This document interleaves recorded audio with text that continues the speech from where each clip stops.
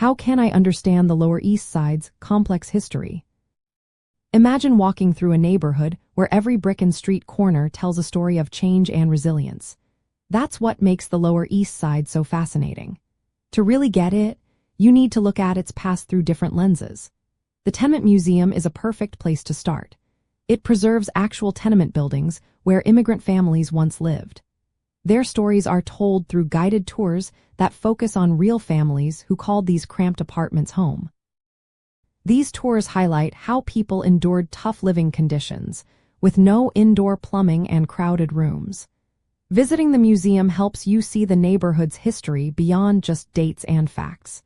It's about understanding the daily lives of those who built the community. The Lower East Side began as farmland in the 1700s. Rutgers Farm stretched across what is now the 7th Ward, from Division Street to Catherine Street. After the American Revolution, the land was divided into streets and lots. By the 1800s, the area was filled with tenement housing, attracting working-class residents. The first big wave of immigrants was Germans in the mid-1800s.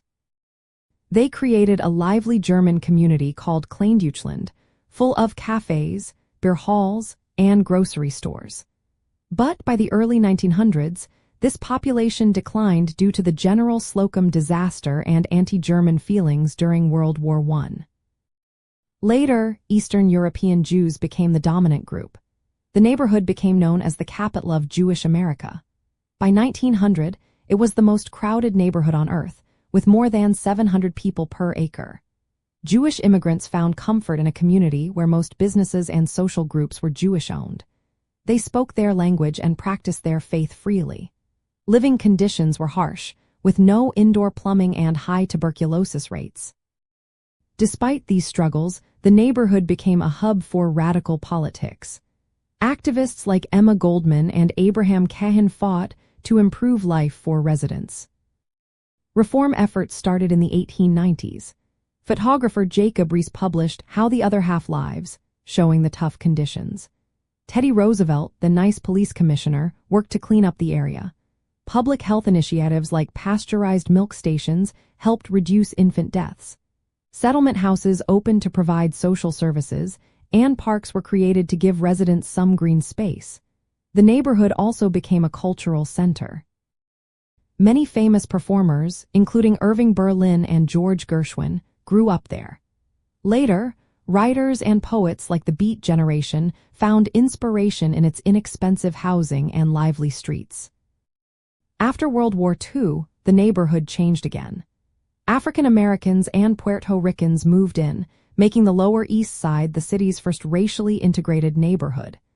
Spanish-speaking areas, called Loiseda, emerged. Urban renewal projects in the 1930s to 1950s led to the demolition of many tenements and the construction of public housing. Robert Moses, the city's parks commissioner, reshaped parts of the neighborhood with new parks and housing complexes. This period also saw increased poverty, crime, and abandoned buildings. Community opposition slowed some redevelopment plans, but the neighborhood remained resilient. From the mid-2000s, gentrification brought new residents and businesses. The area's historic character drew attention from preservation groups. Walking through the streets today, you can see the layers of history in the buildings, parks, and public spaces. Visiting museums like the Tenement Museum and exploring old neighborhoods helps you connect with the stories of the people who built and shaped this vibrant part of New York City. Understanding the Lower East Side means recognizing its long history of immigration, struggle, culture, and community.